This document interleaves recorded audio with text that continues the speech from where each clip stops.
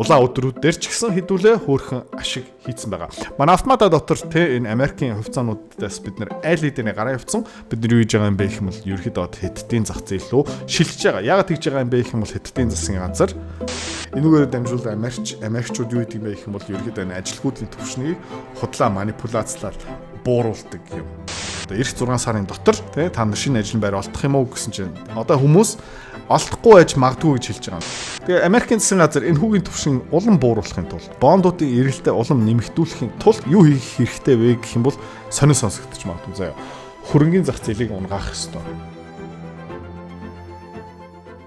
Өнөөдрийн видеогийн зориулагдсан бэ гэвэл олон улсын түвшинд хөрөнгө олт хийдэг. За автоматик харилцагч юм бол та бүгдээрээ заавалчгүй хэмжээгээр ерөөсөө хөрөнгө олт хийх шаардлагагүй. Манай school community дотор бас зарим хүмүүс нь 5-6 мянган доллараар л хөрөнгө олт хийж авч байгаа.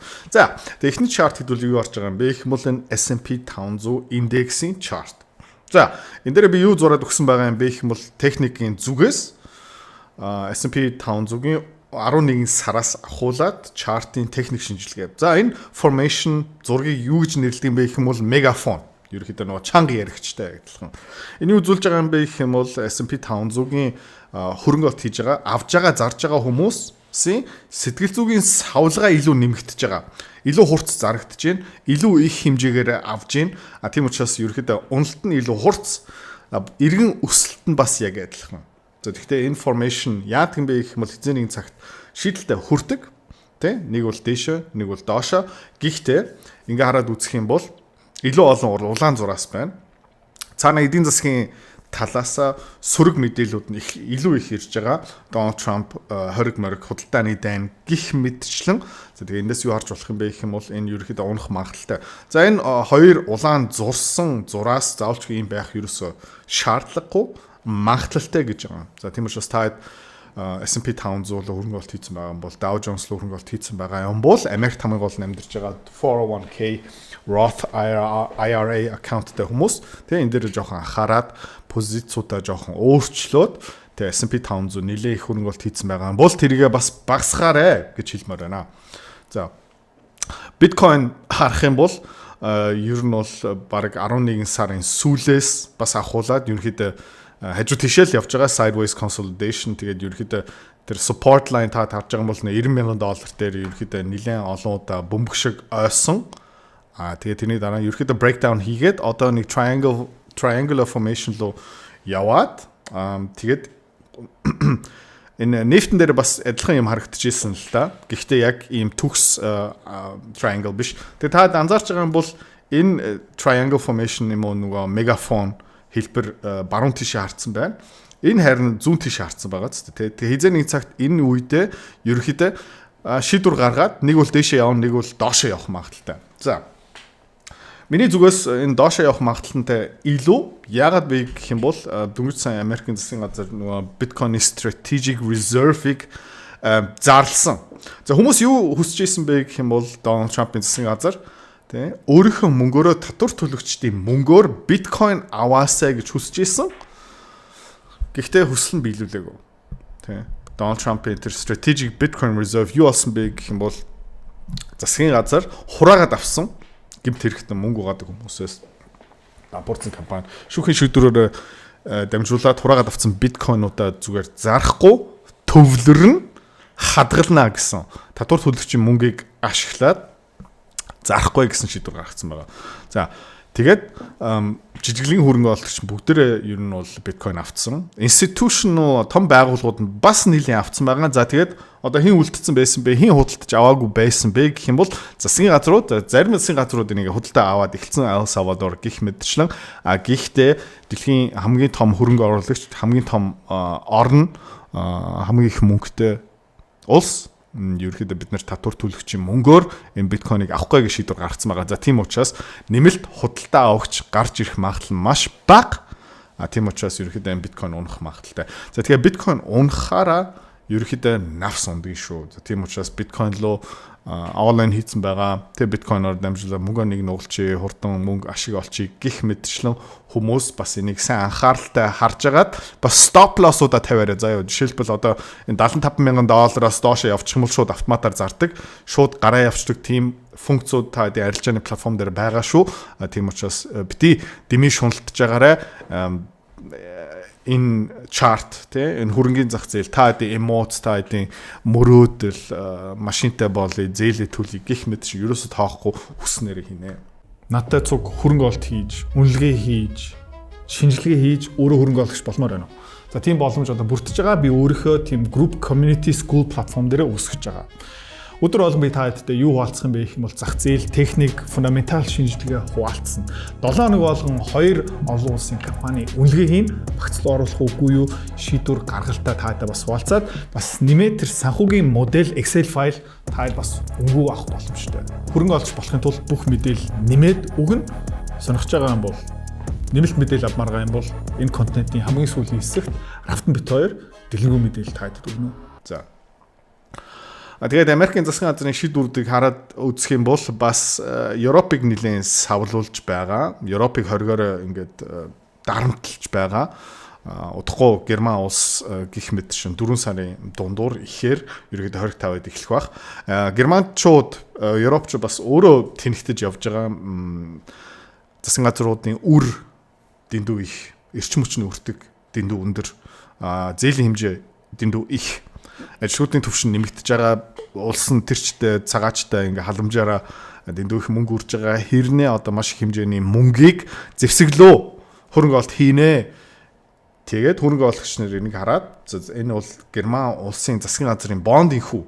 За өнгөрсөн жилийн 12 сард Герман улс 10 жилийн хугацаатай бондууд дээр жилийн 2% хүү төлдөг байсан бол 2% хүү төлдөг байсан бол одоо ойролцоо 2.8 болсон байгаа.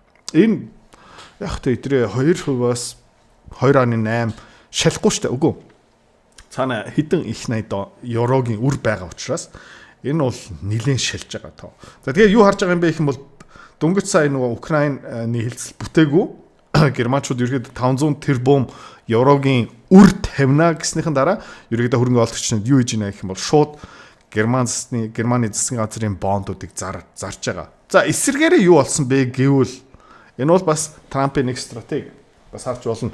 Яг гэх юм бол энэ Америк улстай сангийн яамыг өдөрч байгаа хүмүүс нь илүү ухаантай. Худалдаа 8 хөрөнгө оологчийн сэтгэл зүй илүү сайн ойлгож байгаа. За Германы засгийн газрын бонд авцсан хүмүүс тийм ээ. Өндөр өгөөчийн араас юусоо явахгүй байгаа. За найдвартай, баттай хөрөнгө олт хийж байгаа. Хамгийн аюулгүй хөрөнгө олтод хийж байгаа учраас за Германы засгийн газрын бонд маань одоо эргэлзээнд хүрээд эхэлж байна. За германчууд ерөөхдөө эрчим хүч нь хог болж байна. Ажилгүйдний түвшин нэмэгдэж байгаа. Компаниуд ерөөхдөө дампуурж байна.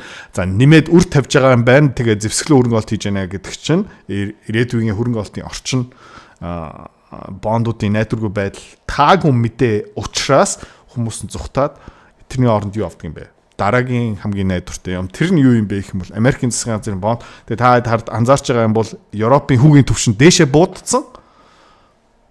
Америкийн зээлийн түвшин яасан байна? 4.6-тай байсан бол одоо 4.3, 4.2 руу буурч байна.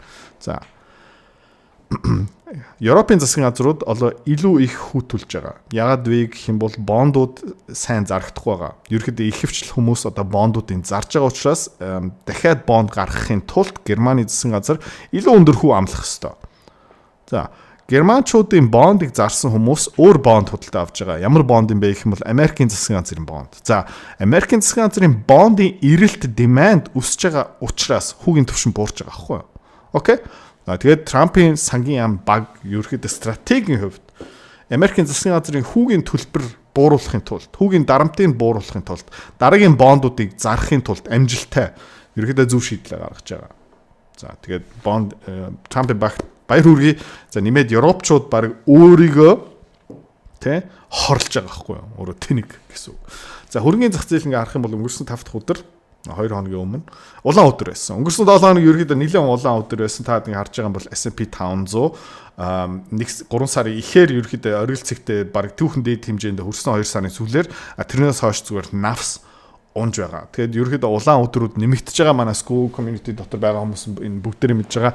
Бид нар юу хийсэн бэ гэх юм бол Америкийн хувьцаануудаа багассан short position нэмсэн quantum stock дээр ерөөхдөө нэмэлт юу тавьчаад улаан өдрүүд дээр ч гэсэн хэдүүлээ хөөрхөн ашиг хийцэн байгаа. Манай автомата дотор те энэ Америкийн хувьцаануудаас бид нар аль хэдийн гараа явцсан бид нар юу хийж байгаа юм бэ гэх юм бол ерөөхдөө хэдтийн зах зээл рүү шилжиж байгаа. Яагаад тэгж байгаа юм бэ гэх юм бол хэдтийн засгийн газар ирэх хэдэн саруудад хувийн хөвшлөө дэмжсэн үйлдэлүүдээ хийн мөнгө хэвлэн мөнгө тараана эдийн засгаа ерөөхдөө дэмжих талаасаа санхүүгийн арга хэмжээнүүд аавна. Тэгээд эндээс хэн очих юм бэ гэх юм бол хэдэд арт иргэдэд окей. За тэгээд тэр хэдэд арт иргэдтэй үйлчлэгээ үзүүлдэг компаниуд. За тэрэндээ тааруулаад бид нар багцаа үүсгэсэн байна. Окей.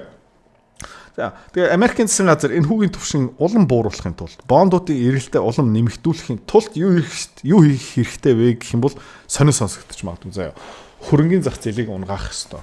Хүмүүс үл хөлөглөө хөрөнгө олт хийсэн хүмүүс, хувьцаалуу хөрөнгө олт хийсэн хүмүүс тэр хөрөнгө олтуудаа зараад за илүү эрсдэл багтай найдвартай юмлуу хөрөнгө олт хийх ёстой. Тэр юу юм бэ гэх юм бол засгийн газрын бонд.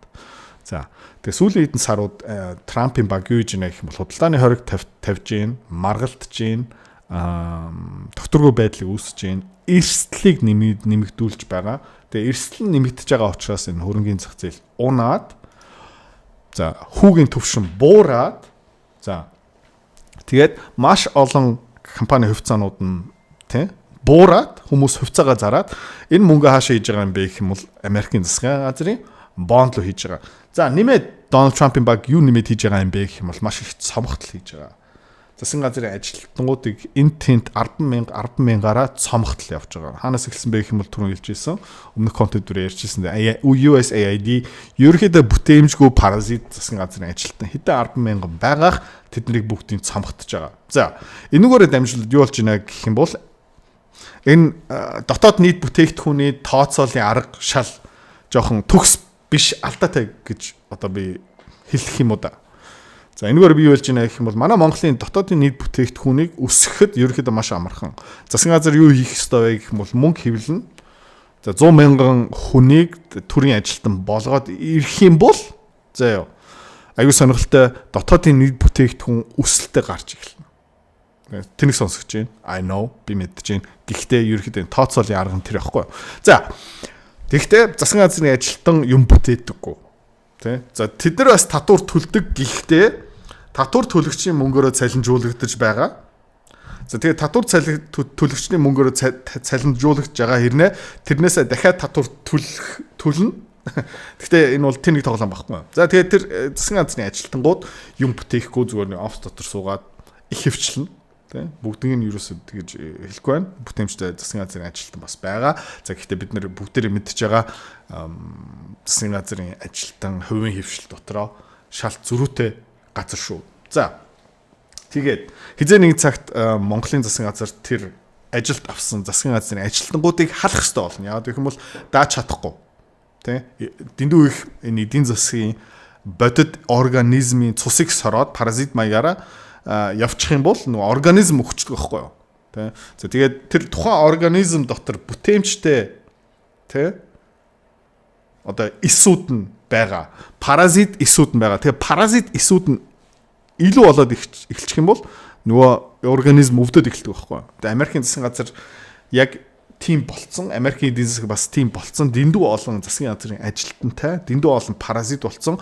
Одоо юу их стан бэ гэх юм бол баг тэр детокс явж байгаа байхгүй юу. За детокс нь явж гин Америкийн засгийн газрын төсвийн зардал нь буурж байгаа. За энэгээр дамжуулаад юу үсэж байна гэх юм бол дотоодын нийт бүтээгдэхүүн эдийн засаг нь буурж байгаа. За гэхдээ одоо энэ Атлантагийн Federal Reserve Атланта хотод байршиж байгаа төв банкын салбар ямар таамаг гаргаж байна гэвэл тэ гинт одоо эдийн засаг 3%-аар агшин гэж байгаа. Энэ үнэн байж магадгүй.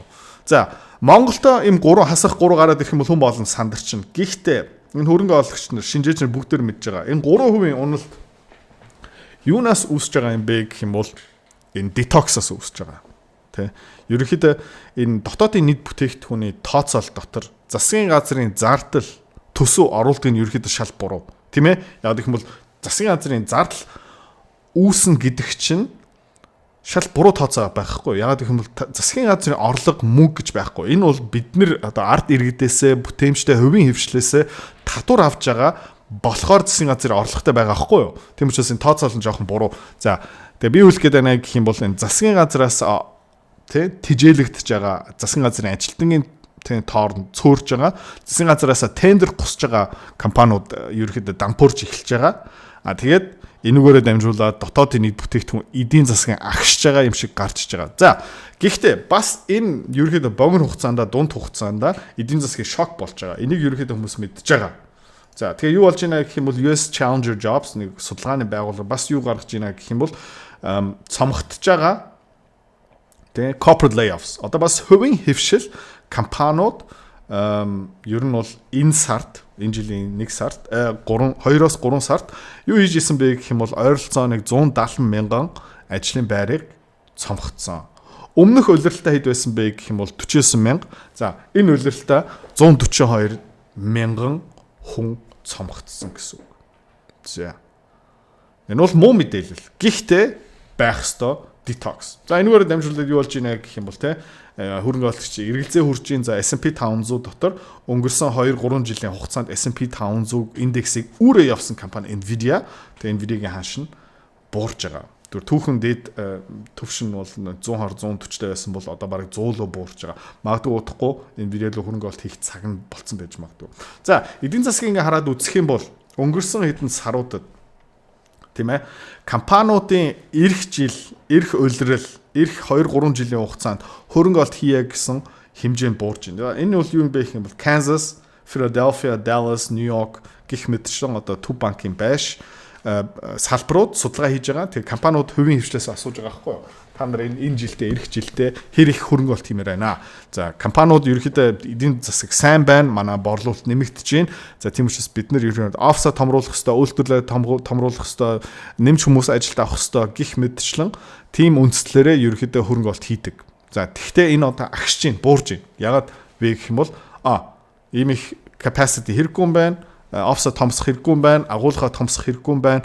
Нэмэлт ийм хөрөнгө оруулалтуудаа бид нар таниа ерөөдөө мацаг барих хэрэгтэй юм байна. Яагаад гэх юм бол тэр тарган жилүүдэд дуусж байна гэсэн юм харагдаж байгаа байхгүй юу. За нэмээд хувийн хвшил ард иргэдээс юу асуусан байгаа юм бэ гэх юм бол consumer одоо хэрэглэгчээс эр хэдэн сар жил ажлын байр олдох уу гэсэн чинь та ингэ харж байгаа бол өнгөрсөн жилийн 7 сард олдно маш олон хүмүүс нь ерөөхдөө энэ дээр нэлийн positive үерэг байсан бол одоо эх жил эх улирал энэ жилдээ ажлын байр олдох нь илүү хэцүү болж байна. Одоо эх 6 сарын дотор та нар шинэ ажлын байр олдох юм уу гэсэн чинь ихэвч одоо хүмүүс олдохгүй байж магадгүй гэж хэлж байгаа. За түүхэн статистик хараад үзэх юм бол 2008-9 оны эдийн засгийн хямрал яг адилхан байдлаар эхэлж байсан. За тэгээд ерөөдөө хаана хүрсэн бэ гэх юм бол баг энэ судалгаа өгсөн хүмүүсийн тал нь ажлын байр байхгүй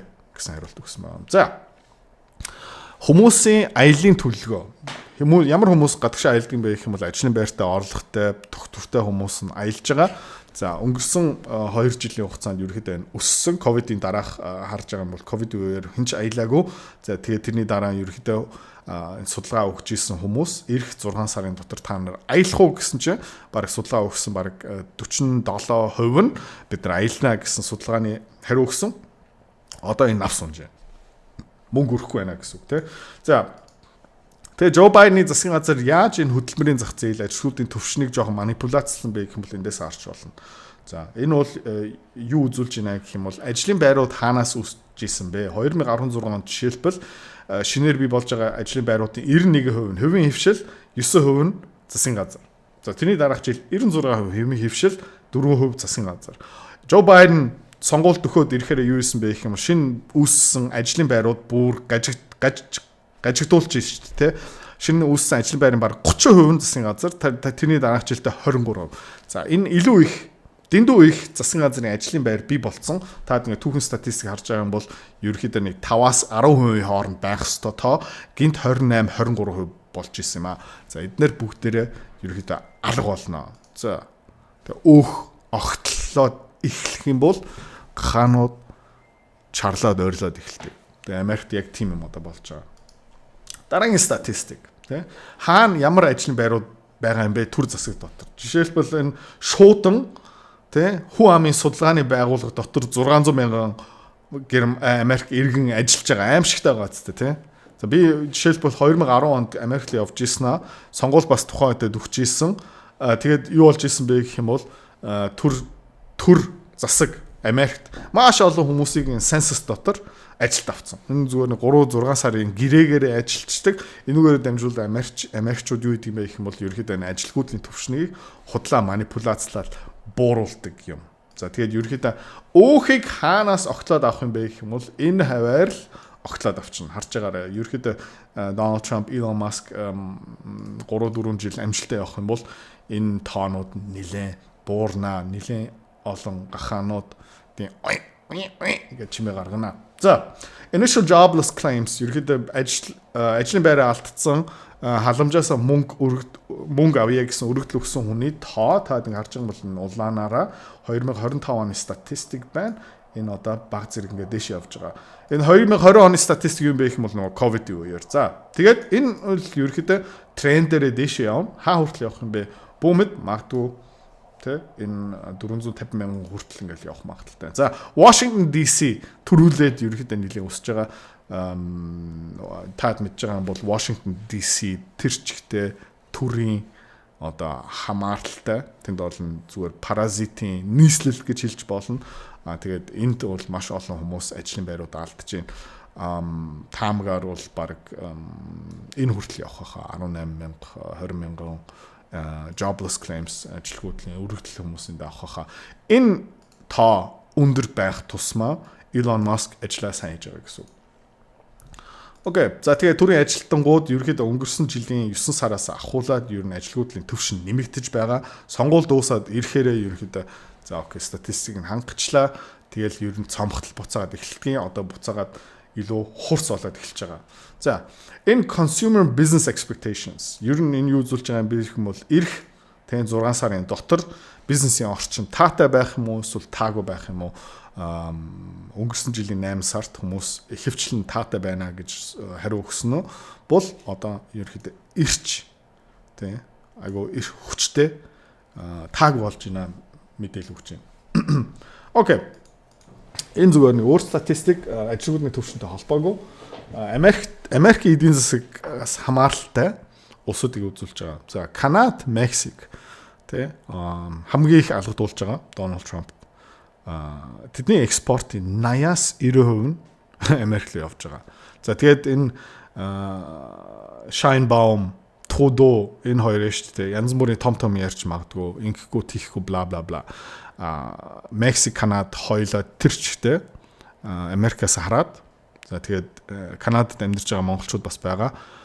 Бити мөнгөөрөө бүсээ чангалахад бэлэн байгаарэ. Яагаад гэх юм бол энэ худалдааны дайн өргөжлүүлээд Канадын засгийн газар өөрийнхөө ингээ байгаа байдлаа ойлгохгүй. Ерөнхийдөө Канада, Мексик нөгөө Америкт яаж харьц устай юм бэ гэх юм бол монголчууд хятадтай яг адилхан байхгүй юу?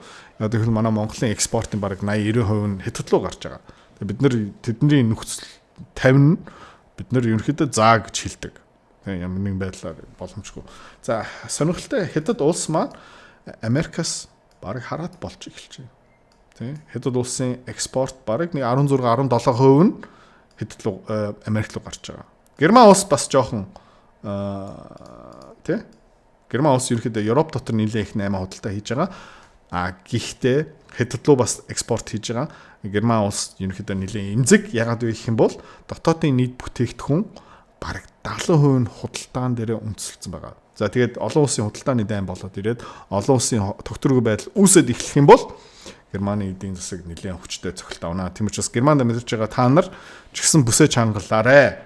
Тэ оройтож бүсээ чангалах юм бол туурч өгч магадгүй шүү. Окей. Тэгээ өөх одоо хадгалах хэрэгтэй яагаад гэх юм бол өвөл ирж байна эдийн засгийн. За тэгээд Германы эдийн засгийн төв бас үйлдвэрлэлийн захиалгууд энэ сар тэгээд 7%-аар агшсан.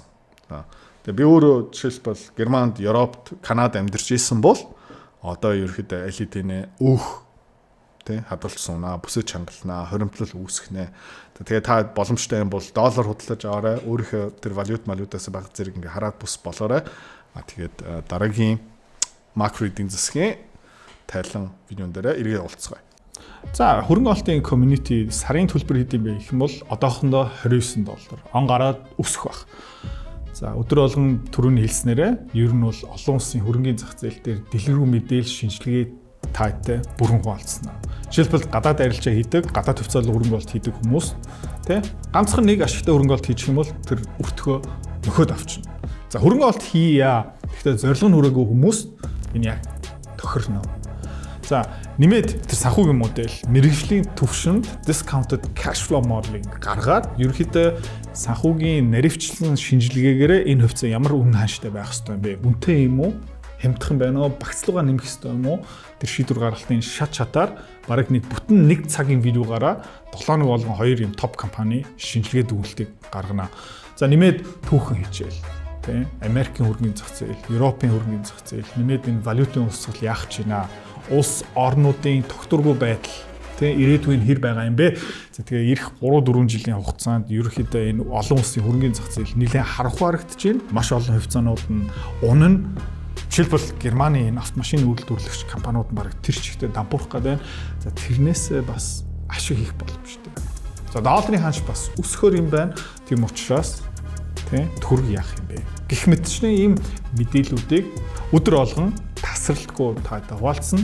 За тэгээ манай Равдан одоо энэ community руу яаж нэгтгэдгийг, төлбөрөө яаж хийдгийг, одоохондоо ямар агуулга, ямар контентууд орсон байгаа юм бэ? Дэлгэрэнгүй тайлбарлах гэж байна. За групп дотор ирээ уулзъя.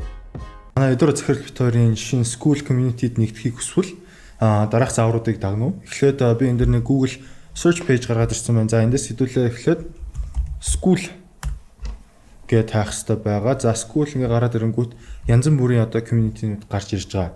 За эндээс хэдүүлээ хамгийн түрүүнд яах хэрэгтэй вэ гэхээр логин дарах хэрэгтэй.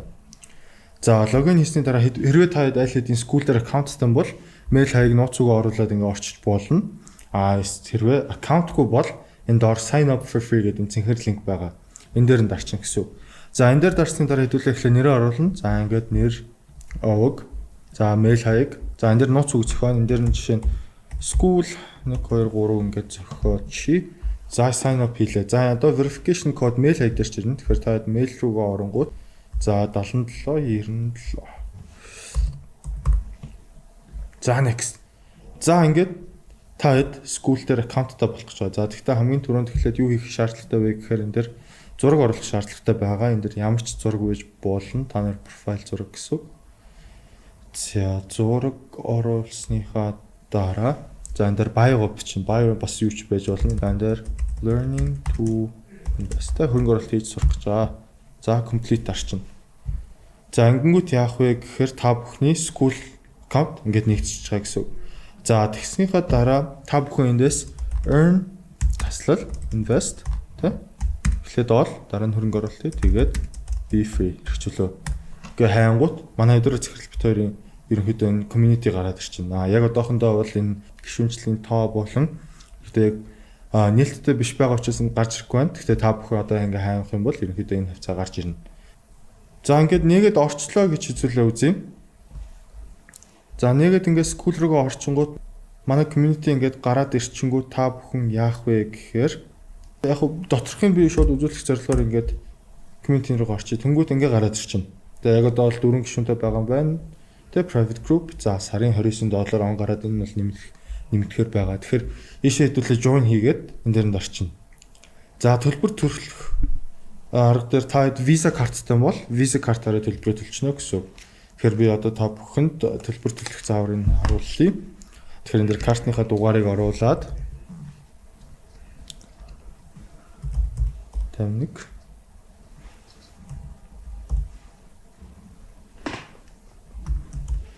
За одоо энэ хугацаанд дуусахаар болон өдөр картны чинь урт хэсэгт байгаа. За CVS гэдэг код нь болохоор артлын certified by Visa гэдгийн байгаа шүү. Тэгэхээр та бүхэн 3 оронтой код оруулаад join гэдээ арчна. Одоо тэнгуут процессинг хийгээд за ингээд төлбөр амжилттай төлөгдлөө. Одоо enter group буюу ингээд ороод ирчин гэсэн үг. За энэ дээр бол янз бүрийн юмнууд байгаа. За жишээ энэ бол ерөнхийдөө community-гийн хамгийн түрүүнд та бүхэнтэй шууд гарч ирэх нүүр хууц гэсэн. Энэ дээр янз бүрийн бичлэг ингээ айл хэдийн манай өдөр зөвхөн оруулсан байна. За энэ дээр silver-ийн талаар, мөнгөний талаар орчсон байна. За one thing гэдэг номны review. За market update-ууд бол байнга орж байгаа. Жишээ нь өнөөдрийн market update байна. Та бүхэн market update-ийг үзэх эсвэл ингэж дарж ороод ерөнхийдөө бол ингээ үзэх боломжтой байгаа. За ингээ гараад ирж байна.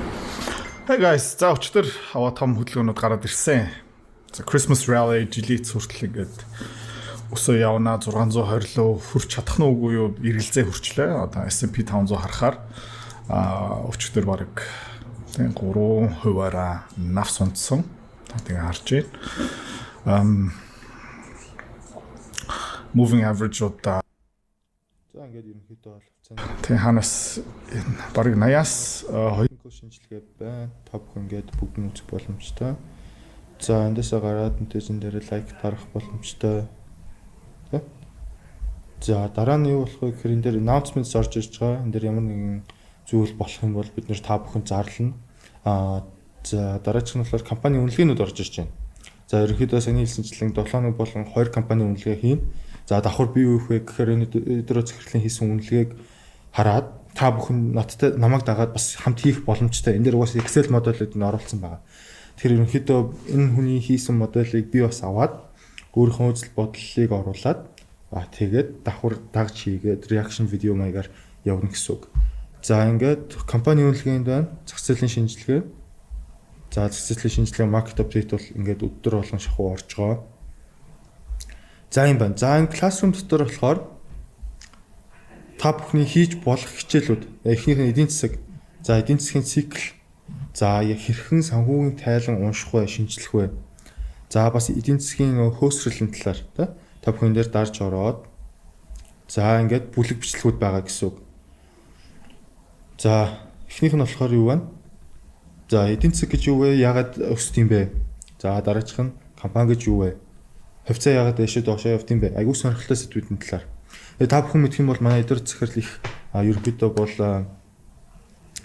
үнэлгээ тэгээд хөрөнгө оруулалт хийх гэж байгаа бол маш сайн суурьтай хувьцааны үнэлгээд нэвчлэн айгуу хамгийн муугаар бодож хийдэг гэсэн үг. Тийм учраас ерөнхийдөө бол энэ тоонуудын ч гэсэн та бүхэн жоохон өөрчлөлт явах боломжтой байгаа. За ингээд мөнгөний за энэ дээр календар байна. Энэ календар бид нэр шинэ ивентүүд зарлах юм бол эсвэл та бүхэн зөвлөгөө авдаг ч юм уу ингээд ивентүүд зарлах юм бол энэ календар нь ингээд ороод ирчнэ. За яг одоохондоо ямар ч ивент зарлаагүй байна. Ивент зарлангууд ингээд календар нь хэдэнд юм бэ, хэдэн цагаас юм бэ гэдэг нь ороод ирчихнэ. За эндээс болохоор бусад гишүүдэд харах боломжтой. За энэ би байна. Энэ яг миний одоо юу байгаа гэсэн үг. Тэгэхээр та бүхэн надтай холбогдоод бас юм асууж болно. Мөн энэ community-г хэрхэн сайжруулах уу? Та бүхэн бас юу хармаар байна? Тэрийгээ бас нээлттэй хуваалцаарай. Тэгээ бид нэр нь бол байнга сайжруулад явж байгаа гэсэн үг. За энэ дээр leaderboard гарч ирж байна. Тэгэхээр ингээд та төвшөнтэй байгаа. За эхнийх нь хонь ямаа өхөр тэмээмэр гээд явчихж байгаа. Би бол одоо ингэж хонь төвшин дээр явж байна. 5 оноос эхэлж байна. За ингээд about хэсэг дээр нь ерөнхий мэдээллүүд нь байгаа гэсэн үг. За буцаад хэдүүлээ өөр нэг юу л орж үзэн. Аюу сонирхолтой санхүүгийн тайлан хэрхэн унших вэ гэдэг. За энэ хичээлүүд бол ингээд утгагүй байн нэмэгдээд явчихна. Яг одоо бол энэ дээр ороогүй байна. Тийм байна. За ингээд нийт community-нээс та бүхэн бас ерөнхийдөө бол байн тухайн үеийн контентоо үзээд явах боломжтой, үзээд суралцаад явах боломжтой. Жишээ нь одоо энэ S&P 500 за алтны талаар шинжилгээнд байна. Та бүхэн дээр лайк дарж болно, коммент бичиж болно, тэ? За ингээд бүх мэдээлэл авах боломжтой байгаа шүү. Тэгэхээр та бүхэн манай School платформд нэмэх юм бол саний алхмыг дагаад School-ийнхаа аккаунтыг нээгээд за сарын $29 гэж байгаа. Тэрийг Visa картаараа төлөөд тэгээд энэ бүх контент болон Excel модель болон reaction видео, номны review гэх мэт одоо ер нь суралцах маш их боломж байгаа. Тэгэхээр та бүхэн ийшээ нэгдээд ороод үзээрэй.